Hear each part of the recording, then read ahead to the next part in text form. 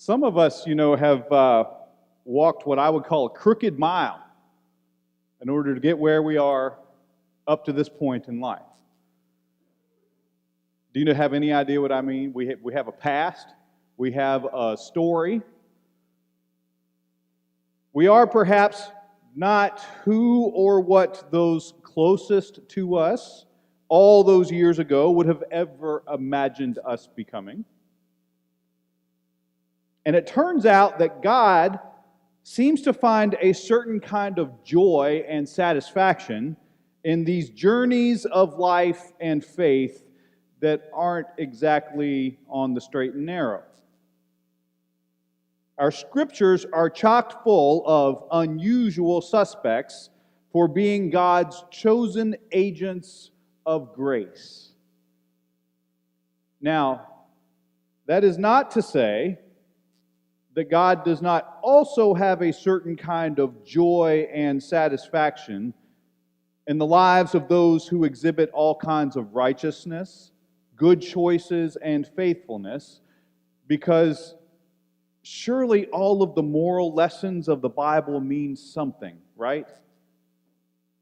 Salt of the earth, obedient, faithful, loving, and peaceful people like I have known in church all my life are probably what I find God hoping for in all of us. It's just that we discover God doesn't give up on anybody for the reasons that we would imagine. Amen. One such life story, a crooked mile if ever there was one, is at the bedrock of the entire history of the church. This is one of the most profound stories in all of the Bible, if you ask me. Because here we will encounter a guy that is, by anyone's account, consumed with anger, hatred, and rage. And by the end of the story, we will find this same man completely stunned and turning all of his passion into a greater purpose. This is the story of Saul on the road to Damascus. Saul, whom we will always remember by his new name, Paul, was on a mission to uproot the church at its very beginning. He hated Jesus' church, despised it, wanted to see the church stopped at all costs. No greater blasphemy could there be for this man than for other people to proclaim that Jesus was the Messiah. Saul was an especially devout man, and everything about the followers of Jesus struck him as an affront to the faith that he cherished. So what Saul would do would be to go to various synagogues and find people who believed in this Jesus of Nazareth. In the very beginning, you see, the followers of Jesus were not entirely separated from their roots in Judaism. So many still associated with their local synagogues. And once Saul found them there, he would bind them up and see to it that they were put in prison. Sometimes they were even put to death for blasphemy. And all of this was just as Saul desired. We'll be reading Luke's account of Saul's encounter with the risen Christ as it is written in the book of Acts. But Paul wrote about it himself in his letter to the Galatians. It'll give you an idea of just how he saw himself before this very day. He wrote to them, "You have heard, no doubt, of my earlier life in Judaism. I was violently persecuting the church of God and was trying to destroy it. I advanced in Judaism beyond many among my people of the same age, for I was more zealous for the traditions of my ancestors.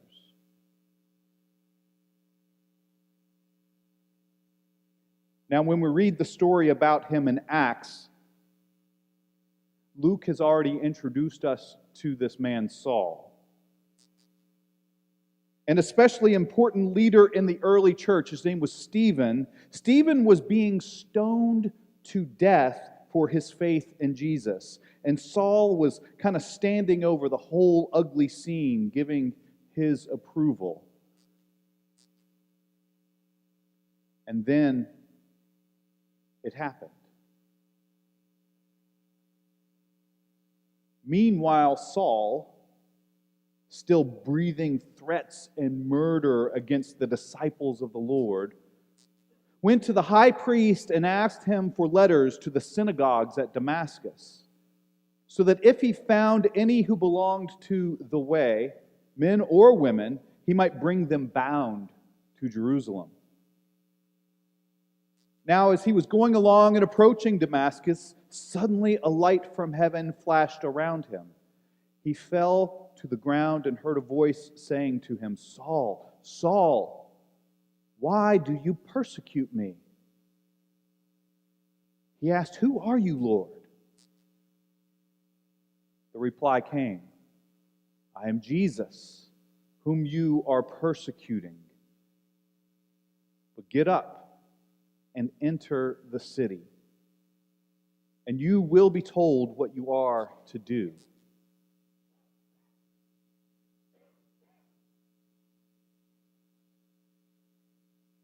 So, I want to tell you actually about another rather dark and complex man. And the first thing you should know about him is that he was a Nazi during World War II. And maybe for you, I don't have to say a great deal more, but there is much more.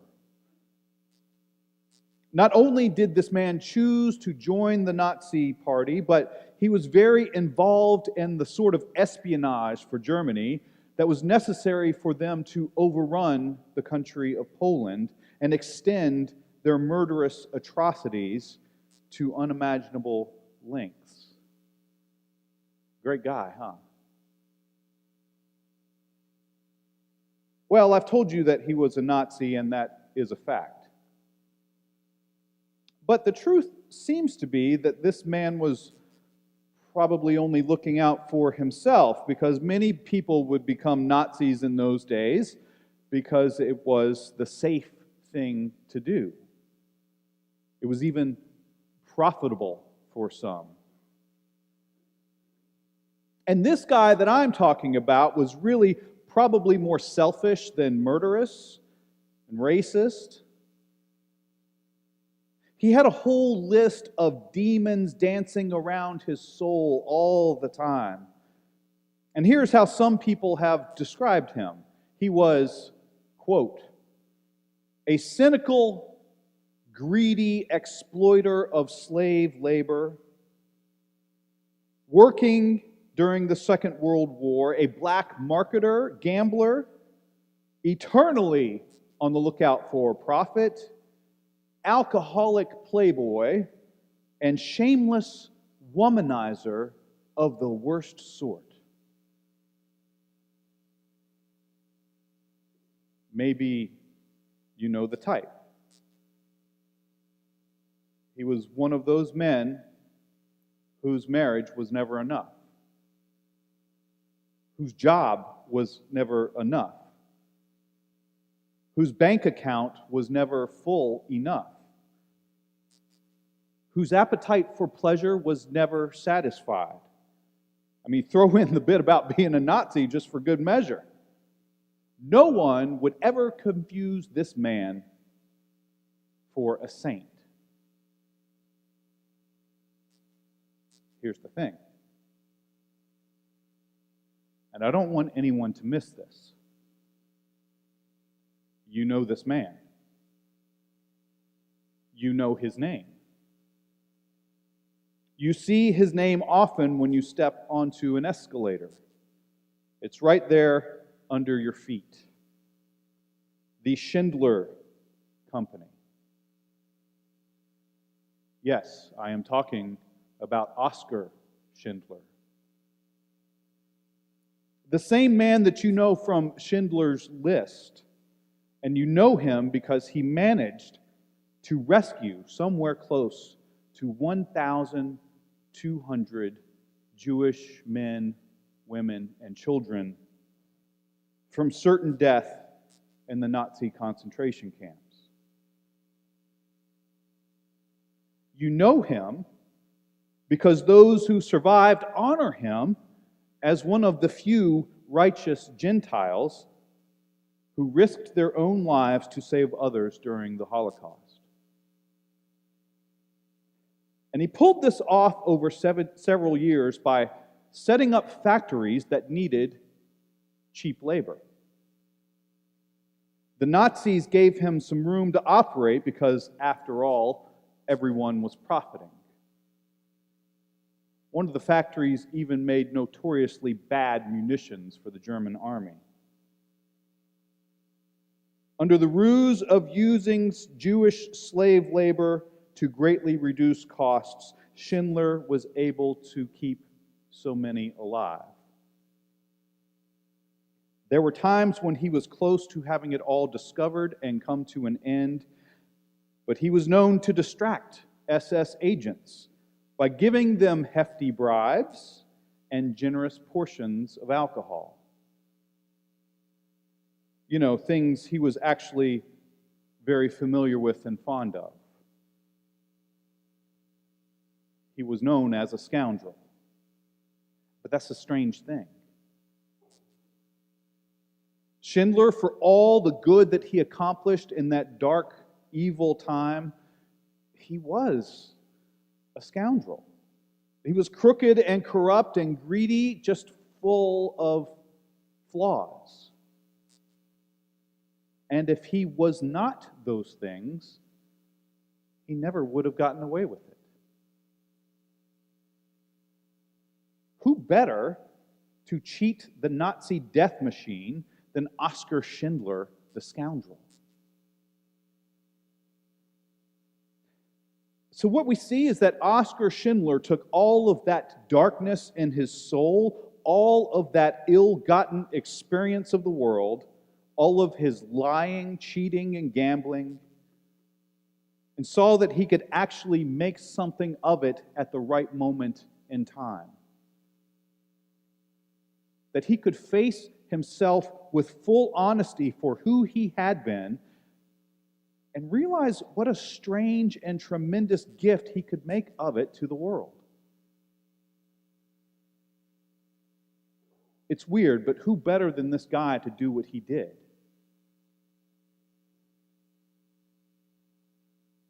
That's what strikes me about Saul's conversion on the road to Damascus.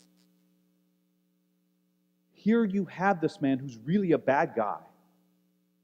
Saul had darkness in his soul as well. His darkness was rage.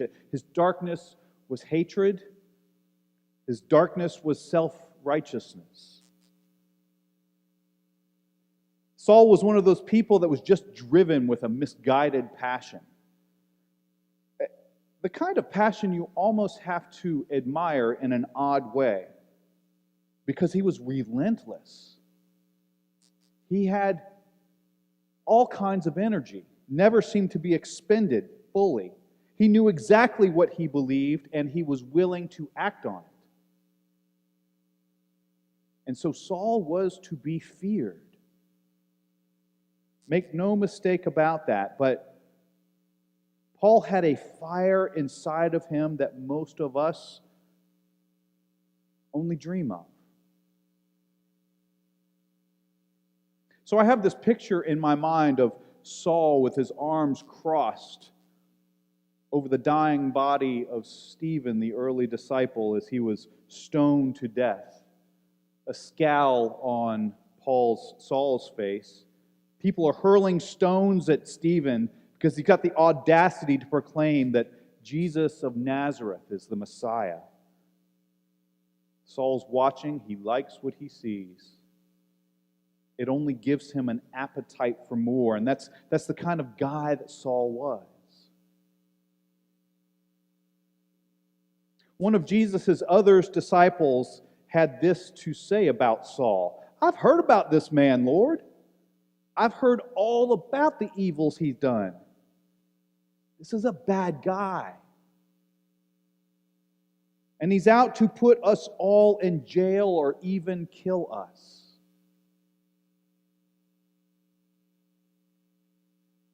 But do you know what the risen Jesus saw? I mean, Jesus looks at Saul and he goes, yes, he is a bad guy.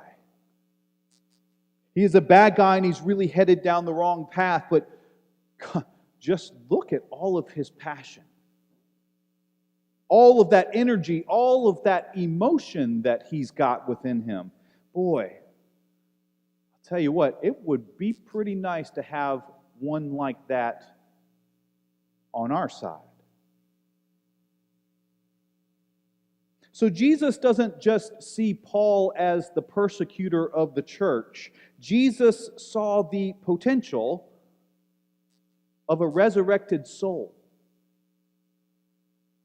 If Saul could get all of that passionate vigor going for the church, he would make an awfully powerful disciple, wouldn't he?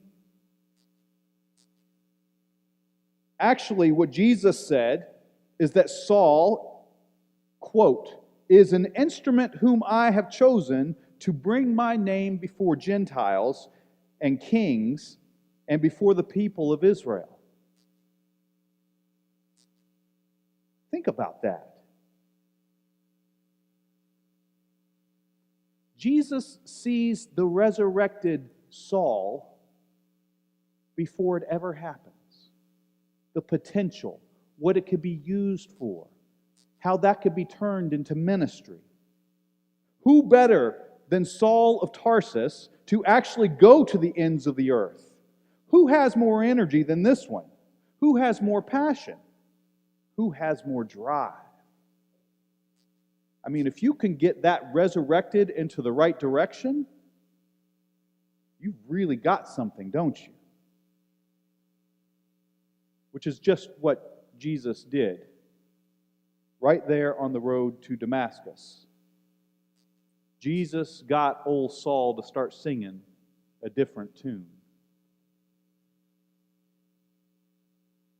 I have to tell you, though, this man was not necessarily all that different than he was before.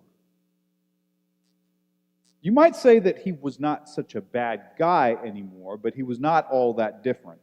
He didn't just quit being who he was.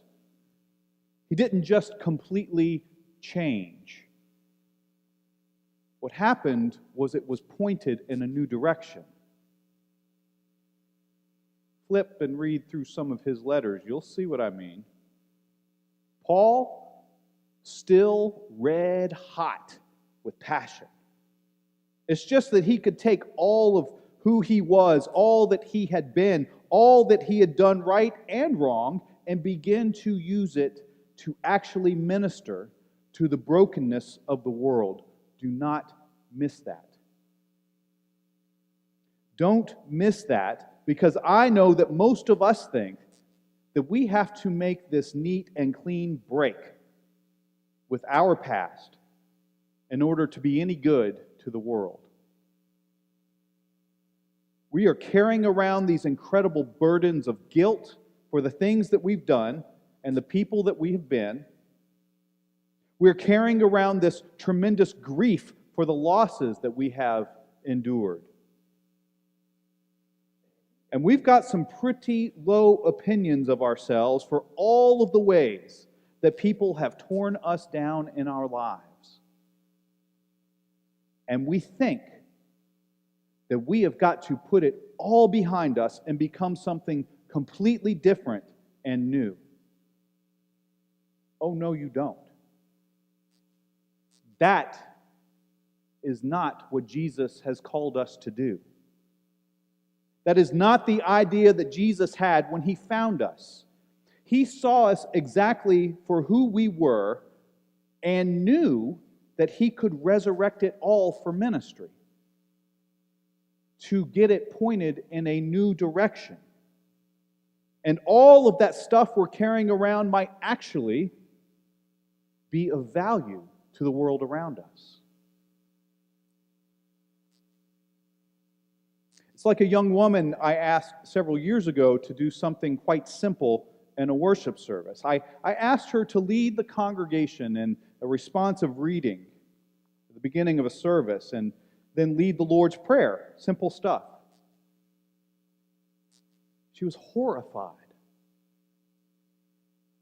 She said she did not think that she, of all people, should stand in front of a church and act like she is, in her words, all holy and perfect. She was carrying around this incredible guilt for a decision that she had made 10 years before in her life. Do you know what Jesus says to that? Who better than her to stand up in front of a congregation? Who better than her to perhaps be available to another young woman facing the same situation in her life?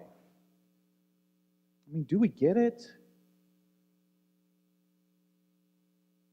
You have a list of deep, dark secrets, I know.